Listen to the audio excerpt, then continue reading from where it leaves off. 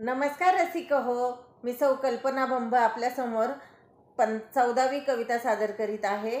कवितेचे शीर्षक आहे सुखाच्या कल्पना।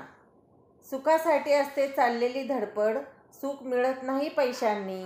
सुखासाठी चाललेली असते धडपड, सुख मिळत नाही पैशांनी। मनात सुखाच्या कल्पना सकारात्मक असेल तर सुखी समाधानी।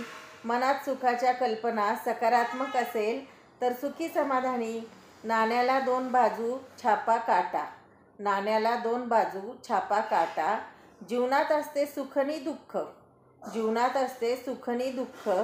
सुख हे समजण्यात अधिक असते, दुःखातही ओठावर हसू येते ते सुख।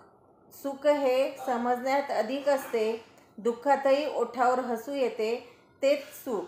आपल्याला जे काही मिळे त्यात नेहमी समाधान मानून, आपल्याला जे काही मिळे त्यात नेहमी समाधान मानून छोट्या छोट्या गोष्टीत सुख शोधावे आणि पाहावे जगून। छोट्या छोट्या गोष्टीत सुख शोधावे आणि पाहावे जगून। नशिबाला दोष न देता सदैव दुःखाचा करावा आहे तसा स्वीकार।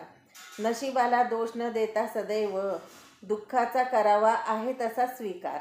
समभावनेने सहन करून पाहिले तर कमी होईल दुःखी जीवनाचा भार। समभावनेने सहन करून पाहिले तर कमी होईल दुःखी जीवनाचा भार, कमी होईल दुःखी जीवनाचा भार। धन्यवाद। आपल्याला माझी कविता आवडल्यास लाईक, शेअर, सबस्क्राईब करणे, कमेंट्स करणे। धन्यवाद।